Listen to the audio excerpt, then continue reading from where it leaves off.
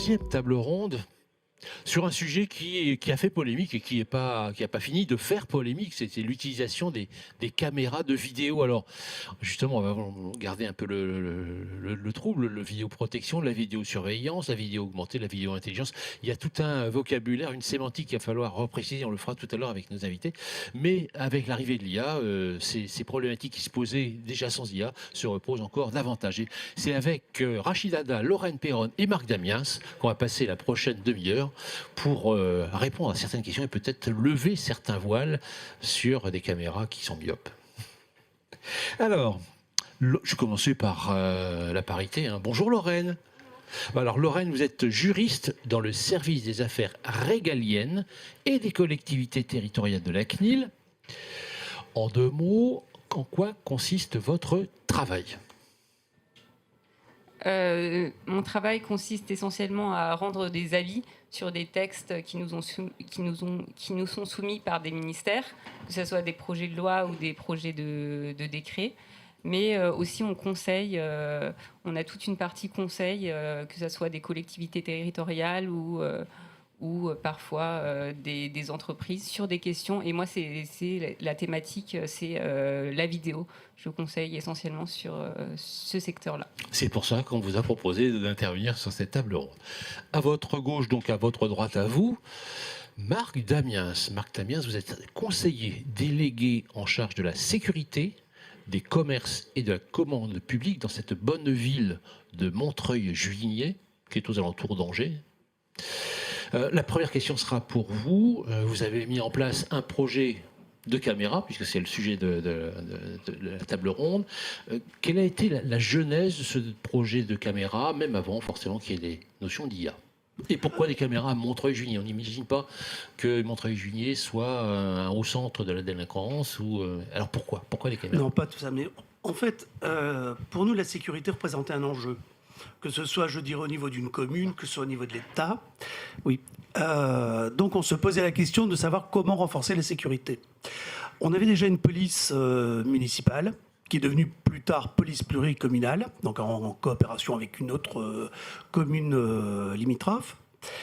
Et renforcer cette sécurité, c'était se dire, est-ce qu'on embauche ou est-ce qu'on met des moyens techniques ? On a estimé qu'effectivement, le principe de vidéoprotection pouvait apporter beaucoup et pouvait seconder nos équipes de policiers. C'est pourquoi nous sommes partis sur un tel projet. Aujourd'hui, donc, nous sommes équipés de 32 caméras donc pour une commune qui fait quand même 8000 habitants, donc petite commune. On envisage, on va en acheter encore 2 cette année, et je pense qu'on va arriver vers une quarantaine à la fin du projet. Alors Marc, on va faire un petit peu de sémantique dans cette table ronde. Vous avez prononcé le mot de vidéoprotection et pas vidéosurveillance. Quelle différence faites-vous entre ces deux termes ? Et après, on posera plus tard la question à Lorraine. Alors, j'utilisais, moi c'est vrai, à tort le terme vidéosurveillance, et la police municipale m'a dit non. Une vidéosurveillance, c'est un opérateur qui regarde des images en direct. Une vidéoprotection, ce sont des caméras dont les flux sont enregistrés sur un serveur, et lorsque vous en avez besoin sur réquisition de l'autorité judiciaire, on extrait donc les enregistrements. Voilà, on n'est pas là pour verbaliser en direct ou pour voilà, c'est vraiment une aide par rapport à des événements connus, des événements passés pour lesquels on veut une information complémentaire. Merci Marc. Alors on va quitter la douceur angevine pour aller vers le bien-être du Val d'Oise, de l'Île-de-France. Bonjour Rachid. Rachid, vous êtes directeur général du syndicat mixte Val d'Oise numérique, mais aussi du GIPC. Alors, en quelques mots, qu'est-ce que font ces organismes ? Alors, le syndicat mixte Val d'Oise numérique, c'est un syndicat comme il y en a, je pense, une centaine en France. Voilà. Alors, on a d'abord déployé la fibre optique dans les zones oubliées des opérateurs, et maintenant, on s'attaque un peu à la transformation numérique du territoire, les usages, les services, avec une offre de services territoriales pour les communes. Et on essaye d'aller voir sur les différentes fonctions urbaines et les métiers publics, comment le numérique doit accompagner cette transformation avec toujours des objectifs macro qui sont la sobriété, la souveraineté et la sécurité, et plus de sécurité. Et le GIPC ? Et le GIPC, c'est un GIE d'infogérance publique communautaire qui regroupe, alors là, qui va au-delà du Val d'Oise, qui regroupe la région, l'Essonne, le Val d'Oise, l'INSERM, la Haute Autorité de Santé, bientôt l'INRIA. Et en fait, on a monté une offre d'hébergement souverain public. Un data center souverain. Public, voilà, On a déjà parlé de ça dans une autre vie, n'est-ce pas? Voilà. Absolument. Alors, on va parler de caméras aujourd'hui, puisque c'est un peu le sujet. Donc, vous avez une actualité récente. Vous venez d'ouvrir un centre départemental de supervision urbaine.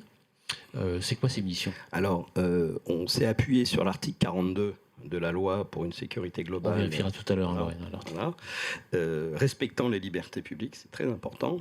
Et donc, on s'est aperçu dans le Val d'Oise qu'il y avait des CSU intercommunaux, communaux, dans des grandes villes. CSU, c'est quoi?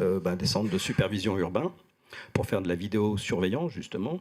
Et on s'est aperçu qu'il y avait des trous dans la raquette, notamment en zone gendarmerie, où il y avait des déploiements de caméras, avec de l'enregistrement d'ailleurs, dans des conditions parfois techniques un peu limites. Un petit serveur qui est au mieux dans le bureau du maire, au pire dans les toilettes de la mairie. Et donc, du coup, on s'est appuyé sur une compétence de mutualisation. Et on a changé nos statuts, et donc on a monté ce centre départemental de supervision du Val d'Oise, à la fois pour la protection des bâtiments du département. Donc on est en train de déployer 500 caméras sur les collèges pour faire la périmétrie, mais aussi pour faire remonter les caméras des communes qui le souhaitent. Tout ça dans le respect de l'autorité de police du maire. Et donc la vidéo passive de ces communes-là devient active avec des opérateurs qui sont mutualisés. Et c'est dans ce cadre-là qu'on s'intéresse à la vidéoprotection. Au total, ça fait à peu près combien de cam? Alors, pour l'instant, on est à 300 caméras. Ça va remonter. À partir du 1er janvier, on a des communes et des intercos qui adhèrent, et notamment même des intercos qui ont déjà des CSU, mais qui ferment à 2h du matin, qui reprennent à 8h, balanceront leurs images pour la nuit. Centre, ouais. Je pense à Sarcelles, Villiers-le-Bel et Arnouville qui veulent le faire. Et puis, je prends le cas d'une ville comme Persan. L'hôtel de ville de Persan a brûlé pendant les dernières émeutes. Ils ont perdu leur CSU, donc on sert de backup, de secours. Et donc, l'infrastructure a été dimensionnée pour 2000 caméras et 4000 optiques. Waouh! Alors, vous avez des caméras un peu particulières chez vous?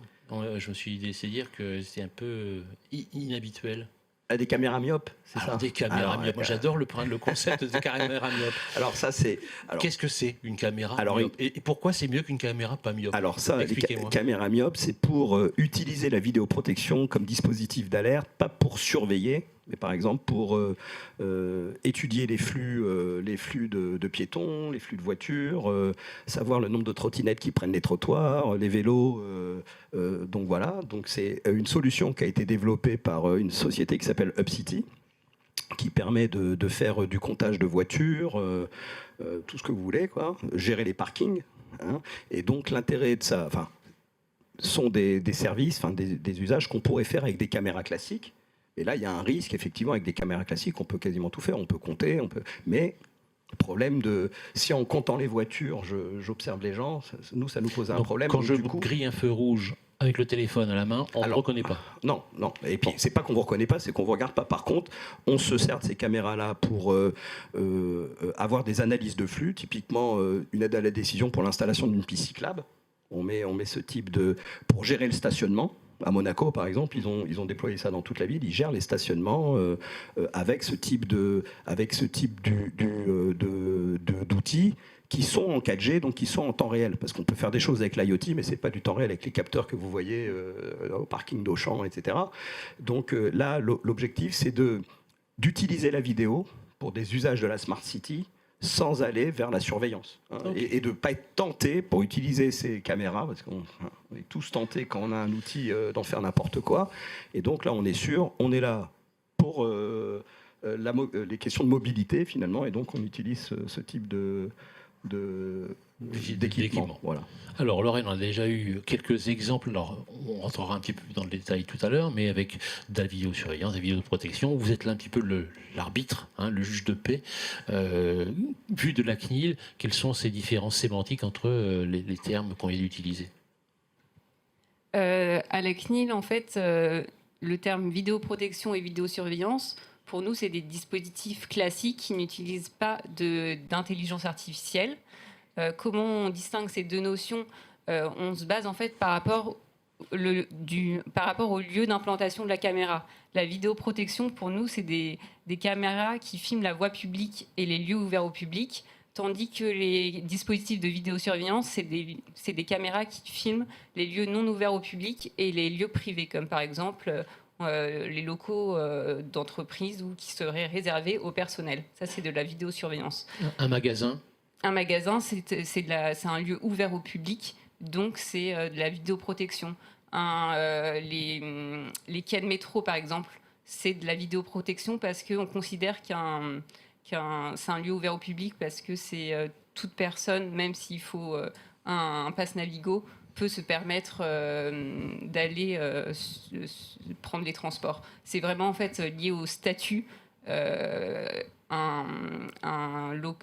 entreprise, c'est basé sur le statut. N'importe qui ne peut pas rentrer dans l'entreprise. Donc, du coup, ça sera de la vidéosurveillance.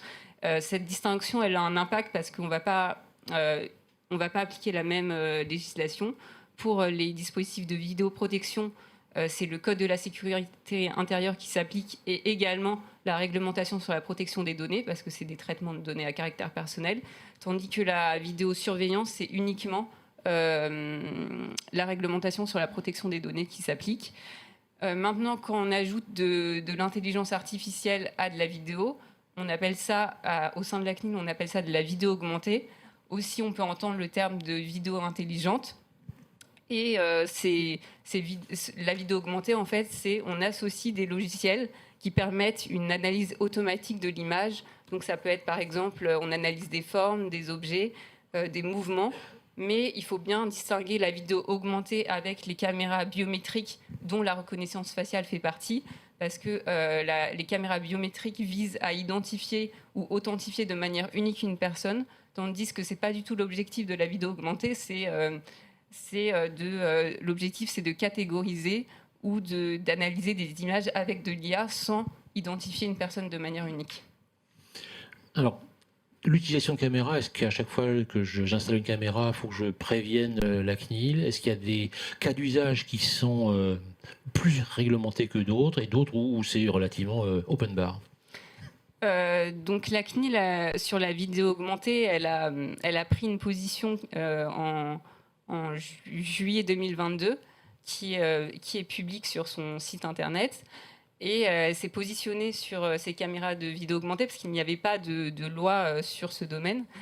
Et elle a considéré que dès lors qu'une vidéo augmentée collecte des données à caractère personnel, elle doit respecter la réglementation sur la protection des données, mais il n'y a pas besoin de loi spécifique qui autorise ces dispositifs. Mais pour les dispositifs les plus intrusifs, notamment qui affectent les conditions d'exercice des libertés fondamentales, il faut que ces dispositifs soient autorisés par une loi spécifique. Et c'est l'exemple typique récent, c'est la loi sur les JO du 19 mai 2023 qui a intervenu en encadrant tout un cas d'usage de vidéo augmentée pour assurer la sécurité de certains grands événements, notamment pour prévenir les risques de terrorisme. Bon, ça va être un laboratoire d'expérimentation opérationnel à grandeur énorme, les JO. Donc. Mais à titre expérimental, cette loi pour la vidéo augmentée. Mais bien sûr, par exemple, des cas d'usage de vidéo augmentée à des fins statistiques, là, il n'y a pas besoin de loi spécifique pour ce type de cas. Marc, on vient d'entendre le point de vue de la CNIL. Et maintenant, on va vous parler de l'utilisation que vous faites de vos caméras. Avec ces caméras, qu'est-ce que vous faites et qu'est-ce que vous ne faites pas? Alors, pour nous, les caméras, ce sont surtout des outils d'aide à la résolution, on va dire, de faits délictueux. Très clairement, c'est plus pour nous assurer qu'il ne va pas y avoir... Enfin, pour limiter les cas, par exemple, de cambriolage ou de... Et comment dire nous, c'est plus voilà, le côté recherche, le côté aide à la justice. On ne fait pas, par exemple, comme on peut entendre sur les caméras myopes, on ne s'occupe pas de dépôts sauvages. Nous, c'est uniquement avoir les éléments dont on se sert si la gendarmerie, puisqu'on est en zone gendarmerie, venait à nous faire une réquisition. Les caméras, est-ce qu'elles ont un caractère dissuasif aussi vis-à-vis des malfaisants? Alors, caractère dissuasif, oui. Parce que, bon, pour l'anecdote, moi, j'ai des amis qui sont élus dans des communes limitrophes et qui me disent, de toute façon, depuis que vous avez installé des caméras, la délinquance est venue chez nous. Too bad. Ce à quoi vous répondez, installez-en aussi, quoi. Mais effectivement, ça dissuade parce qu'on se dit, il y a plus de risques. Alors, quels sont les résultats concrets que vous avez constatés suite à l'installation de ces outils IA de vidéo augmentée, pour reprendre la terminologie de Lorraine? Alors, les avantages qu'on a eus très rapidement, c'est une baisse de la délinquance. Effectivement, On sait dire un chiffre ou pas?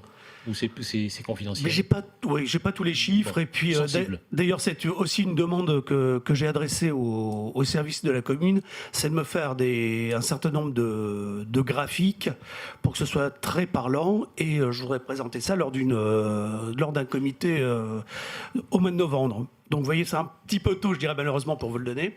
Non, effectivement, baisse de la délinquance et puis surtout, meilleure collaboration avec les services de gendarmerie. Savoir qu'ils nous sollicitent beaucoup et nous répondons beaucoup à leurs sollicitations. Donc voilà, c'est à la fois, je dirais, la police, notre police pluricommunale qui le fait, mais c'est aussi une volonté derrière des élus de se dire aidons ceux qui assurent notre sécurité. Et on peut remarquer qu'effectivement, qu'il y a un très fort rapprochement entre les forces de police et la mairie, puisqu'il y a une coopération, une confiance qui s'installe. Et je dirais que c'est gagnant-gagnant. Marc, les gens qui sont armés de mauvaises intentions ne sont pas seulement armés que de mauvaises intentions. Est-ce que vous avez constaté des dégradations, des bris de caméras? Parce que quand même une chose facile à faire, c'est de casser la caméra, comme ça on est beaucoup moins surveillé. Alors non, ça ne nous est pas arrivé. Bon, à savoir que nos caméras sont sur des mâts à 5-6 mètres de haut, donc c'est difficile à atteindre. Et nous, on n'a jamais vu non plus d'envie, ou en tout cas qui nous laissera entendre que des gens ont essayé. Rachid, on va prendre un petit peu de hauteur, avec un autre projet que vous avez déployé, qui est la surveillance des dépôts sauvages. Et alors là... Peut-être, si tu permets Philippe, peut-être avant sur l'IA et la vidéo. Allez. Alors nous sur la vidéoprotection et sur l'intelligence artificielle, pour nous c'est un outil de pilotage de manière générale des politiques publiques par l'analyse de la donnée. Et moi je ne parle pas de caméras augmentées, je parle d'opérateurs augmentés. C'est-à-dire qu'il y a deux types d'IA. D'abord, il y a l'IA sur réquisition a posteriori, celle-ci. C'est juste pour faciliter le travail des opérateurs. Il y a une réquisition d'un juge, il y a 6 heures de vidéo à regarder, on cherche une voiture jaune, on va demander à l'IA de nous réduire le temps, et donc voiture jaune, il y a 6 minutes sur les 3 heures, voilà. Donc ça, ou sur un endroit donné, on veut savoir les personnes, c'est Briefcam qui fait ça, on veut savoir le nombre de personnes qui sont passées, enfin les personnes qui sont passées à tel endroit dans la journée, et on va avoir sur une même image toutes les personnes qui sont passées. Mais là, on est dans le cas d'une réquisition d'un juge. C'est des gendarmes ou des policiers qui regardent les images et on leur donne des outils, on les augmente pour qu'ils aillent plus vite. Ils pourraient regarder les 3 heures d'image. Voilà. Donc ça, c'est la première chose. Pour nous, il n'y a pas de sujet, ça, pour peu qu'on ne rentre pas des données personnelles. Je ne cherche pas un blond aux yeux bleus. Voilà. Donc ça, c'est un point important. Et le deuxième point, c'est l'IA temps réel. Et dans l'IA temps réel, nous, ce qu'on fait, c'est qu'on aide sur des situations. Pour nous, c'est des alertes. Détecter un colis abandonné, un attroupement devant un collège dans des heures qui ne sont pas normales. Voilà. Ou, comme ça permet d'introduire les dépôts sauvages. Et donc là, c'est vraiment des alertes qui sont remontées. Et ensuite, une prise en main de la caméra par l'opérateur qui va lever un doute, etc. Mais ce qui est important, c'est que l'IA, j'ai envie de dire, c'est le meilleur et le pire, ça dépend ce qu'on en fait. Donc pour nous, il faut respecter les libertés publiques, on n'est pas là pour traquer les individus, pas en Chine, hein. On est là pour, grâce à l'IA, savoir des situations qui sont plus ou moins anormales par une analyse globale de l'image en temps réel. C'est clair. Alors maintenant, revenons aux dépôts sauvages. Aux dépôts sauvages. Alors pour les dépôts sauvages, on a... C'est pas des caméras myopes là pour les dépôts sauvages. Alors là, plus Il y a eu hauteur. exactement. Alors il y a deux choses dans les dépôts sauvages. Il y a ce qu'on fait avec l'IA et l'analyse de photos satellites. Et ensuite, il y a une fois qu'on a évalué les spots de dépôt, on met des caméras intelligentes pour détecter justement, faire de la flagrance, et donc du coup savoir à telle journée on met une caméra. On a identifié avec l'outil d'analyse qu'on a développé avec une start-up qui s'appelle Lisa Tech, on reçoit tous les 15 jours des images d'Airbus du Val d'Oise. Elles sont analysées par un algorithme. C'est quoi la définition 30 cm. 30 cm. Et c'est une analyse de contraste en fait. C'est un algorithme. Et puis on a en plus une évaluation de la volumétrie. Ce qui ne se fait pas avec des drones, par exemple. Vous avez des photos à nous montrer? Si on peut lancer le truc, ouais. Le Val d'Oise, comme vous Le l'avez Val d'Oise, jamais voilà. vu. Et donc, ça permet d'évaluer sur l'intégralité du département, tous les 15 jours, les types de dépôts. Et une fois qu'on a analysé ces spots, au lieu de mettre, comme le font certains, des caméras de chasse parce qu'on ne les déclare pas, hein, on va mettre des caméras intelligentes. Et donc, là, l'idée, pareil, c'est pas de détecter... Je vais venir. C'est pas de détecter l'individu, c'est de dire tiens, le vendredi 13, il y a eu un dépôt cette journée-là, donc on va le savoir. Ensuite, une plainte normalement doit être déposée, et là, sur réquisition, on a l'image, on ira regarder la plaque d'immatriculation, etc. Vraiment, c'est pour ça que l'usage, justement, la façon d'utiliser la technologie par rapport à l'usage, on peut, avec la même caméra, dire je vais regarder les voitures. Et après, je regarde s'il dépose quelque chose. Ça, pour moi, c'est une entrave aux libertés. Par contre, de constater qu'il y a eu un dépôt, je regarde toutes les voitures et ensuite je constate que certaines ont déposé. On peut s'arrêter au bord d'une lisière de forêt avec une personne, profiter du... Voilà, pourquoi quelqu'un devrait voir ça? Donc là, ce qu'on fait, c'est qu'on constate qu'il y a eu un dépôt. La caméra l'a vu, elle a analysé les pixels, il y a eu un dépôt, avant il n'y avait rien, après il y avait. Une alerte remonte, dépôt sauvage 15h30. Là après, il y a une plainte qui est déposée. Et la justice suit son cours, et on ira voir l'individu qui l'a pris ou qui l'a pas pris. Je pense que là, vous voyez, avec le même type d'outil technologie, vous pouvez faire quelque chose où nous, on estime, en tout cas moi en tant que directeur général du syndicat, j'estime qu'un usage de la caméra de cette façon-là serait une limite de la liberté individuelle. Les gens ont le droit d'aller et venir sans que quelqu'un les regarde. Okay, et le fait d'aller traiter un sujet qui est... très important, qui est les dépôts sauvages ou les décharges illégales. Donc sur l'outil, je vais juste vous montrer un peu l'outil en quelques petites secondes. Figer les idées. Donc pour vous figer les idées, on reçoit grâce à Airbus des images satellites. Ensuite, elles sont analysées par un algorithme. Donc ceux qui ont développé cet algorithme, ce sont des astrophysiciens qui avaient travaillé pour le CNES pour détecter des exoplanètes sur des photos c'est pointu, hein. Alors voilà. Et donc typiquement. Ah ben mais je reconnais là. Voilà. Et donc typiquement voilà. Là vous voyez chaque petit pixel, chaque petite balise. Là ça vient petit à petit, ouais. Voilà. Chaque petite balise, c'est un dépôt sauvage. Alors attention, c'est pas un dépôt sauvage à l'instant T. Là, j'ai pas filtré. C'est tout ce qu'on a détecté en cumulé depuis 2 ans. Donc il faudrait que je mette un filtre. En disant, voilà, je veux la dernière vue il y a 15 jours.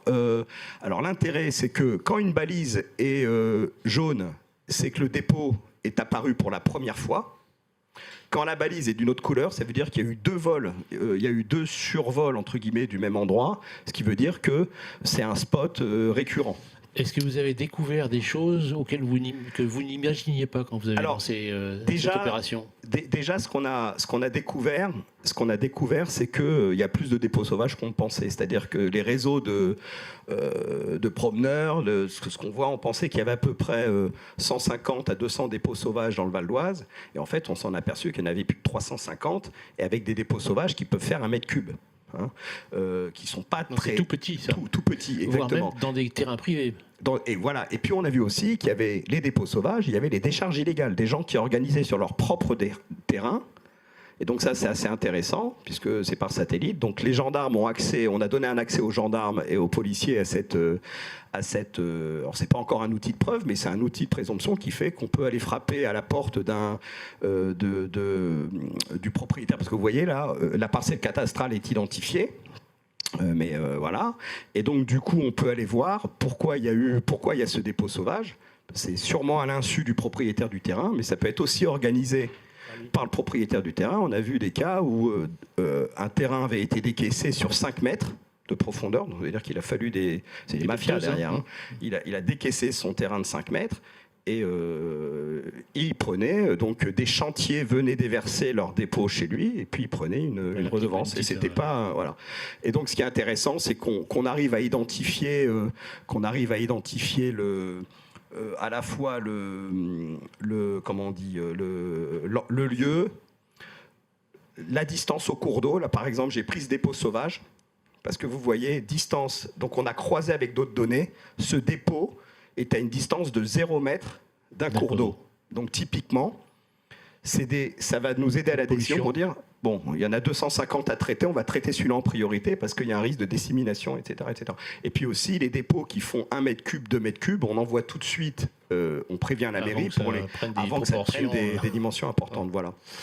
Merci Rachid pour ces... Et du coup, on installe ensuite des caméras. Les maires ont accès à cette plateforme et charge à eux ensuite, avec des caméras itinérantes, de faire le travail. Lorraine, je reviens vers vous parce que là, on est en train de voir le côté caméra, donc le côté protection, surveillance ou augmentation de la vision. Si on se place du côté de l'individu, du citoyen, de l'usager, alors on entend partout, oui, vous avez un droit d'opposition sur les images. Alors, concrètement, ça consiste en quoi? Et en pratique, est-ce qu'on peut le mettre en œuvre ou pas? Oui, tout à fait. Depuis le RGPD, le RGPD prévoit un droit d'opposition, c'est-à-dire la faculté de s'opposer à un traitement. En pratique, pour la vidéo augmentée, il est très difficile de le mettre, de trouver des solutions efficaces qui permettent aux personnes de pouvoir s'opposer. Par exemple, on a considéré que faire un hochement de tête devant une caméra, c'est pas une solution satisfaisante pour les personnes qui voudraient s'opposer. Donc du coup, si le responsable de traitement ne trouve pas de mécanisme effectif pour permettre aux personnes de pouvoir s'opposer, il existe, le RGPD prévoit 2 choses. Soit le responsable de traitement doit prendre un texte à minima de nature réglementaire pour écarter le droit d'opposition, soit pour les traitements de vidéo augmentée à des fins statistiques, il est permis d'écarter le droit d'opposition sans prendre de texte. Marc, on arrive un petit peu au terme de cette table ronde. Je voulais savoir si vous aviez été confronté à des résistances, de la résistance au changement, des difficultés à surmonter pour déployer ce projet de caméra et d'IA. Alors, résistance, au niveau de la population, non, parce que, bon, je dirais, tout le monde a bien compris que c'était fait dans un but de sécurité, non pas de surveillance. Maintenant, la problématique que l'on rencontre sur ce genre de solution, c'est, je dirais, parfois la complexité. Déjà, vous voulez vous équiper de caméras. On n'a pas forcément dans les communes des services qui connaissent bien ce type d'équipement. Et donc, la question, c'est comment bien choisir. Ensuite, bon, admettons que vous ayez résolu cette question, et ça passe souvent par une maîtrise d'œuvre. Vous avez aussi le côté avoir un prestataire qui soit derrière vous, à côté de vous, qui vous assiste. Ça, parfois, c'est difficile. À savoir que, bon, là, on a dû taper du poing sur la table au mois de juillet auprès de notre prestataire qui ne nous suivait plus. Et bizarrement, j'ai un collègue d'une autre commune qui a eu les mêmes problèmes. Vous avez aussi une petite difficulté, mais qui se résout et qui se résout bien, c'est l'appropriation par les équipes de ces équipements. On peut faire beaucoup de choses et justement, les logiciels sont... Pardon ? Faut pas aller trop loin. C'est souvent sous-utilisé parfois. On entendait parler tout à l'heure de pouvoir requêter sur les images. Voilà, ce sont des choses les équipes savent le faire, mais peut-être pas de manière hyper performante, hyper optimisée. Cela étant, on a eu une petite anecdote là, que j'avais racontée à Philippe. Il faut savoir, vous avez peut-être entendu parler d'une personne qui s'est évadée début juillet, c'est le 4 juillet, de la prison. C'est-à-dire que c'est quelqu'un qui était en permission, qui n'est pas revenu. Entre-temps, il a quand même commis 2 meurtres. Il faut savoir qu'on l'a arrêté grâce à la vidéoprotection de la commune de Montreuil. À savoir qu'on savait qu'il était plus ou moins dans les alentours d'Angers, plutôt côté nord-ouest. Et la gendarmerie tout de suite est venue nous voir en nous disant « Mais est-ce que vous n'auriez pas quelque chose sur vos caméras ?» Donc évidemment, réquisition. Et oui, il se trouve que cette personne est passée devant une de nos caméras. Donc immédiatement, la gendarmerie a déployé tout le système. Donc c'était le poste de commandement près de chez nous. Et on a eu droit pendant une partie de la nuit aux hélicoptères, aux drones, à tout ce que vous voulez. Et en fait, c'est ce qui a permis finalement de le localiser. Il était à 2 km de la caméra, caché. Et en fait, ça a permis finalement à la gendarmerie de concentrer leurs efforts grâce à la vidéoprotection. Vous avez sauvé des vies, merci Marc. Rachid, même question, quel frein, quelle difficulté et quelle perspective d'avenir?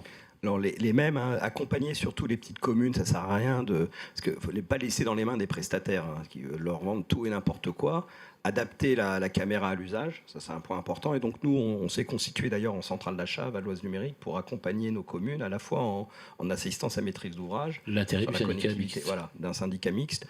Et puis surtout, il y a aussi la question de la sobriété du numérique, c'est-à-dire acheter des caméras, qui ne servent à rien, des serveurs qui enregistrent ces images, qui sont surdimensionnés, ça pose aussi maintenant, dans la vidéoprotection, il faut se poser la question de la sobriété des solutions, d'où la mutualisation. Donc après, bien entendu, c'est le continuum de sécurité. Alors la loi prévoit souvent le continuum de sécurité entre le privé et le public, mais le continuum de sécurité public-public, interco, département, etc., c'est important. Je vous prends un cas. On a des communes où on a des collèges, des lycées, etc. Vous avez un délinquant qui vient se réfugier en plein été dans un collège. C'est important d'avoir ce lien entre la vidéo urbaine, qui est la vidéo et la vidéo bâtimentaire. Et là-dessus, on peut aussi compléter les dispositifs de vidéoprotection par de l'IoT, du contrôle d'accès, des alarmes, etc. Et donc, du coup, il n'y a pas que la caméra qui permet, dans la sécurité, il n'y a pas que les caméras. Donc, il y a aussi nous, aujourd'hui, moi, je préconise, par exemple, sur le contrôle d'accès, de remplacer parfois des caméras qui surveillent des portes par du vrai contrôle d'accès avec des capteurs de présence qui vont croiser des données de manière anonyme. On va dire, quelqu'un est entré dans le collège, il est 14h, on est le 13 août, c'est pas normal.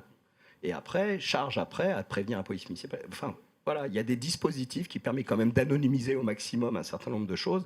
Je veux dire, sécuriser les lieux, c'est pas surveiller les gens, quoi. Les gens, on peut se balader sans le droit d'aller aux champignons. Voilà, exactement, aller aux champignons en forêt sans qu'on dise qu'il y ait une amie ou un ami, sans se dire qu'on vient faire un dépôt sauvage. C'est pour ça que nous, on est très vigilants sur ça.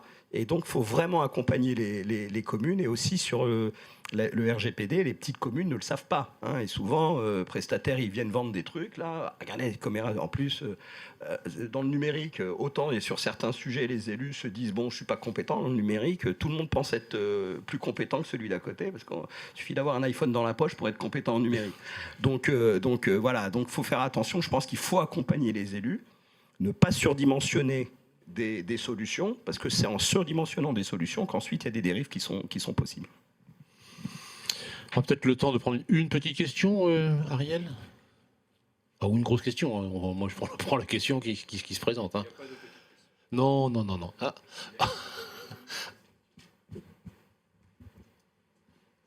C'est Baptiste Rodirich qui va poser la question. Oui, j'ai une question. Merci à tous les trois pour vos propos. C'est des sujets qui sont compliqués parce que d'un côté, on a, je crois, une littérature de sciences sociales qui est très anti-caméra et puis de l'autre, parfois, un clivage politique très pro-caméra, donc c'est difficile de le traiter sans parti pris, et vous l'avez bien fait, donc c'est très bien. Je voulais savoir s'il y avait des chiffres au niveau national, puisqu'on a compris que vous n'aviez pas encore les chiffres en local. Est-ce qu'on peut avoir des chiffres sur la résolution d'enquête grâce aux caméras voilà. Est-ce qu'on a des preuves concrètes parce que finalement, on met des caméras depuis pas mal d'années avec différentes technologies, et le thème de la sécurité reste un thème politique important qui fait le lot de pas mal de campagnes électorales. Donc est-ce qu'on a des preuves concrètes au niveau national au moins, ou sur des exemples locaux, que ces caméras ont résolu par exemple des enquêtes de cambriolage ou d'agression ou autre. Voilà, merci beaucoup.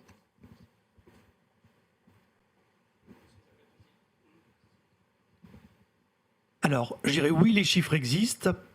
Le problème, c'est que alors, je peux vous parler de mon expérience, c'est que les services de police ou de gendarmerie n'aiment pas communiquer ces chiffres-là. Très clairement, j'ai posé la question, mais il y a 2-3 mois de ça.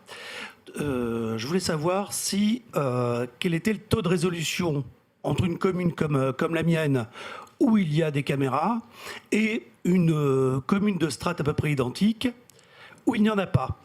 J'attends encore les chiffres, c'est très compliqué, vous comprenez, faut tout remouliner. En fait, voilà, j'ai bien compris que voilà, je ne pourrais peut-être pas les avoir. Et moi, le service de police municipal m'a dit n'insistez pas, voilà, ils n'aiment pas communiquer ces chiffres parce que derrière, ça permet d'autres comparaisons peut-être que les services ne veulent pas diffuser. Sophie Villadonet-Rateau de la région Bourgogne-Franche-Comté. J'avais une petite question prosaïque sur le cas d'usage des dépôts sauvages. Les données satellites, c'est quelque chose qui a un coût important ou c'est... Les données satellites, il faut savoir que le CNES, Airbus et l'IGN ont une délégation de service public ça s'appelle Dynamis. Et en fait, pour peu que vous ne dépassiez pas un grand volume d'images, l'accès à ces images est gratuit. Pour peu que vous n'en faites pas un service marchand et que c'est un service territorial. Il faut que ce soit une région, un département, un syndicat mixte. Ensuite, lorsque vous commandez beaucoup plus d'images, nous, avec le ticket d'entrée à 0, on pouvait faire un survol du Val d'Oise tous les 2 mois ou tous les 3 mois, ça permettait d'avoir ces images-là. On a demandé un tous les 15 jours, donc il y a un coût. Et ce coût-là, aujourd'hui, en termes d'images, ça me coûte 50 000 € par an en droit d'usage, sachant qu'une fois que les images sont acquises par Val d'Oise Numérique, n'importe quelle collectivité du Val d'Oise peut les utiliser pour d'autres usages. Alors on n'a pas la propriété des images, on a un droit d'usage sur ces images. Et puis après, l'analyse IA en elle-même, elle me coûte à peu près 60 000 € dans l'année, c'est au kilomètre carré. Donc Val d'Oise Numérique a acheté la solution pour tout le Val d'Oise et on ne fait pas payer les intercommunalités. Oui, ça concerne. Tout à l'heure, on a parlé de numérique responsable, on a parlé de la question des capteurs. Vous avez évoqué tout à l'heure que vous aviez des caméras bornes et des caméras, de vidéoprotection à plus grosse résolution. La question, quand on parle de numérique responsable, est aussi de ROI sur l'ensemble des capteurs. Comment se positionne la CNIL sur la possibilité d'utiliser la même caméra avec de l'IA pour pouvoir faire la partie sécurité publique et du coup, justement, les réquisitions, et une autre partie de comptage en traitant les images, mais en récupérant simplement les données statistiques. Par exemple, je prends un exemple très concret, sur un carrefour, on peut avoir une caméra qui va permettre de visualiser la circulation et voir les problématiques de visualisation, et en même temps compter les typologies de véhicules sans forcément avoir de la plaque d'immatriculation. Et donc là, si on s'en tient à ce que vous disiez tout à l'heure, il faudrait 2 types de capteurs, 2 types de caméras différentes pour faire la même chose, enfin pour faire deux usages, alors qu'on pourrait utiliser la même caméra. Pour le moment, la CNIL, elle a uniquement pris position sur la vidéo augmentée en temps réel. Donc, on ne s'est pas prononcé sur les logiciels a posteriori dans le cadre de réquisition qui du coup, feraient des statistiques plus rapidement, par exemple en voyant toutes les plaques d'immatriculation une même plaque, combien de fois elle est passée par jour, ce genre de choses, on ne s'est pas prononcé, donc je pourrais uniquement vous parler des statistiques en temps réel, et ça, on considère que ce n'est pas des dispositifs très intrusifs, donc du coup, ils ne nécessitent pas une loi spécifique pour les encadrer. Et ils s'analysent uniquement au regard du RGPD.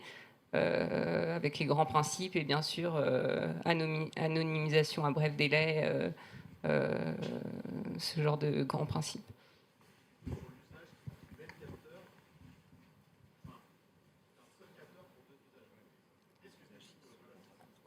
D'un même capteur a posteriori, et comme je ne peux pas vous me prononcer sur quelque chose que l'intelligence artificielle a posteriori, on ne s'est pas encore prononcé dessus, donc je ne peux malheureusement pas vous répondre sur cette question, mais je peux vous répondre sur le temps réel pour faire des statistiques en temps réel, et là c'est possible au regard du RGPD. Oui, bien sûr, vu que c'est des questions à venir, mais je ne peux pas vous dire quand il va y avoir une position publique sur ce sujet.